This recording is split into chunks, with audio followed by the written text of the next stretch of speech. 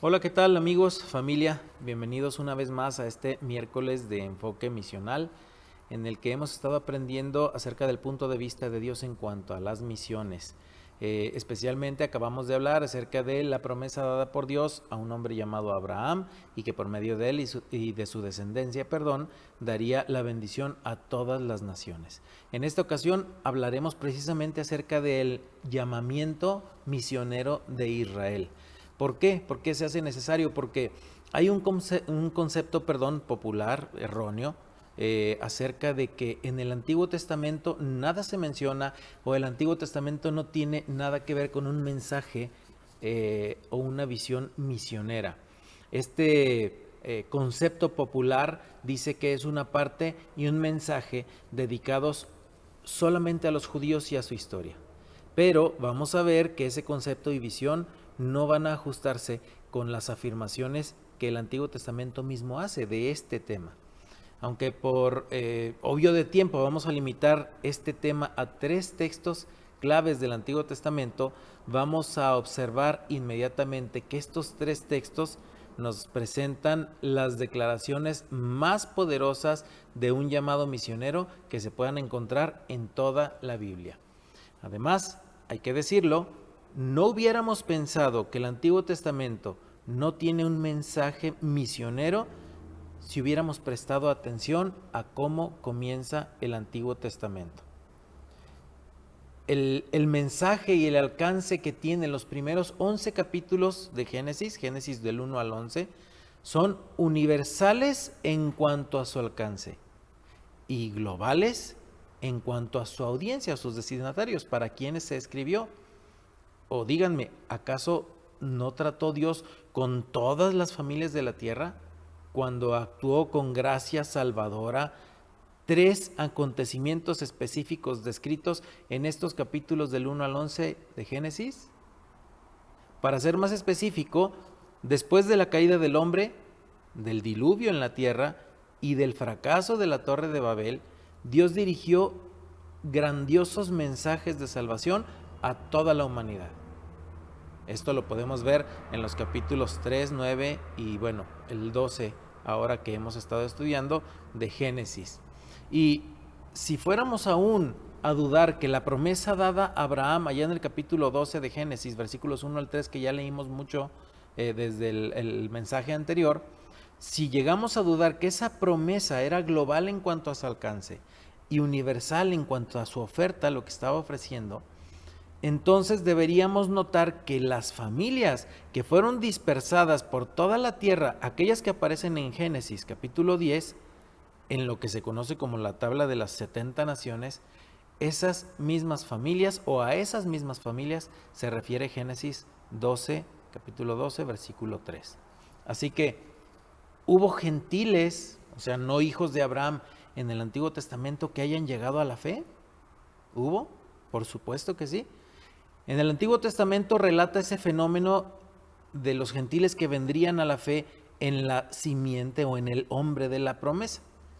Por ejemplo, Melquisedec, este sacerdote, rey de Salem o Jerusalén. Este gentil, lo vemos en el capítulo 14 de Génesis, confesando abiertamente su fe en Yahvé, en Jehová. Es uno de los ejemplos. Jetro, o Yetro, como quieran decirle, el suegro de Moisés, era un madianita. Y este hombre demostró su compromiso con el Dios de Moisés al sentarse con Moisés y Aarón en comunión en medio de una comida sacrificial, una comida en sacrificio al Dios de Israel, al mismo Yahvé en el que creyó Melquisedec. También tenemos a Balaam, este Balaam a quien nadie puede acusar de ser projudío, porque él deseó muchísimo agradar al rey de Moab, al maldecir a la nación de Israel. Sin embargo, Dios le habló a él. Así trabaja Dios. Dios le habló a él y por medio de él, aun cuando él tuvo un comienzo bastante difícil, en una situación en donde su asna, su burra, demostró una perspectiva espiritual más aguda que la suya. Y con todo, Balaam nos dio 2 grandes capítulos de la Biblia, los capítulos de Números 23 y 24, en donde se incluye la gran y única profecía de la estrella del Mesías. Otro ejemplo, para terminar con estos ejemplos, es una ciudad completa, ciudad gentil completa. Esta ciudad se arrepiente por la renuente predicación de un profeta judío, hablando de Jonás y su misión a Nínive. Jonás opuso mucha resistencia a ir a Nínive para predicarles o avisarles a los malvados gentiles que habían masacrado a los judíos, a su pueblo, de este profeta judío. Fue después de una gran depresión y una experiencia sin igual en el fondo del mar, en el vientre de un gran pez, que fue a dar un escueto mensaje, en realidad un escueto mensaje de advertencia a los ninivitas, compuesto por 8 palabras. 8 palabras. En la versión que leemos de Jonás capítulo 3 versículo 4 de la Reina Valera 1960, el mensaje que fue a darle Jonás a toda una nación, a todos los ninivitas, fue este: de aquí a 40 días, Nínive será destruida. Eso fue todo. Ese fue su elocuente mensaje. Un mensaje, con renuencia. Aún, fíjense, aún con la esperanza del propio Jonás de que fuera un mensaje sin respuesta, es decir, que sus destinatarios no creyeran y fueran destruidos por Dios. Pero se arrepintieron. Se arrepintieron. El pasaje, si ustedes lo leen, este libro es un libro muy cortito, habla de cómo el rey de Nínive hace que incluso ayunen los animales. Imagínense cómo estaban de arrepentidos por ese mensaje. Pero quizá algunos puedan dudar todavía de que en el Antiguo Testamento Dios explícitamente hubiera comisionado a los israelitas para ir a los gentiles, como sí lo hizo en el Nuevo Testamento. Podrían seguir preguntando, ¿enviaba Dios a un solo israelita o a la nación entera con esta gran comisión? Bueno, pues vamos a ver en estos miércoles que estaremos aprendiendo acerca del llamado misionero de Israel, tres textos básicos. Hay 3 textos básicos que dejan muy claro el mandato misionero que Dios había ideado para toda la nación de Israel. Esos textos son Génesis 12, del 1 al 3, que ya conocemos un poco más, Éxodo 19, versículos 4 al 6, y el Salmo 67.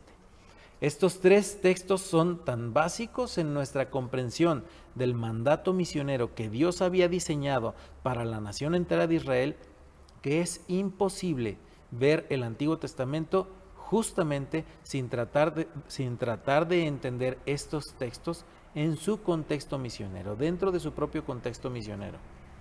Israel siempre, en el plan y propósito de Dios, había sido responsable de comunicar el mensaje de la gracia de Dios a las naciones. Israel debía ser una nación comunicadora de ese mensaje. Sin embargo, no siempre lo hizo. En caso de que pensemos que estos tres textos del Antiguo Testamento no tienen ninguna importancia a nosotros, que no aplica a nosotros que vivimos en la era cristiana, y que su mensaje es un antes de Cristo anticuado, que quede claro que estos textos son también un llamado de Dios para nosotros. ¿De qué manera? ¿Cómo podemos saber esto? ¿Cómo podemos aprender esto? Bueno, la siguiente semana aprenderemos, en resumen, que su mensaje es el llamado de Dios para nosotros. Por ejemplo, Génesis 12, del 1 al 3, nos habla de que debemos proclamar su plan de bendecir a las naciones. Éxodo 19, del 4 al 6, nos llama a participar en su sacerdocio como agentes de esa bendición. ¿Se acuerdan los agentes del SS, del Servicio Supremo? Pues así. Y el tercero de los textos, el Salmo 67, 3 de muchos que hay, pero bueno, estos 3 principales. El Salmo 67 nos demuestra su propósito de bendecir a todas las naciones. Esto es parte de lo que estaremos viendo en este tema ahora del llamado misionero de Israel. Y de nuevo, siempre enfocados en el punto de vista de Dios, porque como les decía, esto es algo que mucha gente cree que no, estudiosos de la Biblia, creen que en el Antiguo Testamento no había un llamado misionero, que trata de Israel y de su historia y de todo lo que debemos o podemos aprender acerca de Israel, y que no hay un llamado misionero. Pero el punto de vista de Dios, la perspectiva de Dios es otra, y aquí nos lo está demostrando. Pero eso lo veremos, si Dios nos permite, la siguiente semana. Que Dios les bendiga.